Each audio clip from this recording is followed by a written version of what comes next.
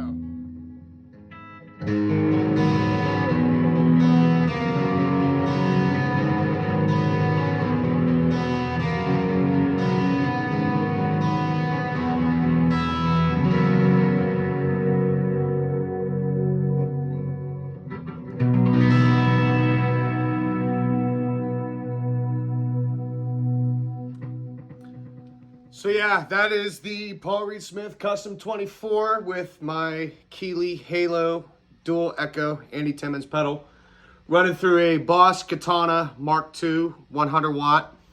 In the future, I'll probably do a demo of whenever my rig is revamped, this through my PRS Archon, and I gotta say, I am just so blown away with this guitar. It has been my lifelong dream to own one, and I finally got one. Long overdue. Yeah, you know, I'm not here to sit there and I'm not sponsored by anybody, but I have to say this. If you're not in the Pittsburgh area, go to your local music shop, and if you see something like this or something comparable, pick it up. You know, likelihood's very, very high you're gonna buy it. I can tell you right now, when I saw this guitar in a rack, I just could not stop staring at it, and I gotta be honest with you right now, dude comes, you know. So for anybody that has never been to pianos and stuff before in Blawnox, they have 3 levels. You have your main level, you have upstairs where the acoustic guitars are, and then down in the basement is where their used department is. And I always like going down in the used department, because you can, I always like to look for those diamonds in the rough. This one here was definitely a diamond in the rough. You know, again, I couldn't stop staring at it, and just absolutely incredibly beautifully crafted instrument, quality, indestructible, perfectly balanced, perfect sounding, perfect playing instrument.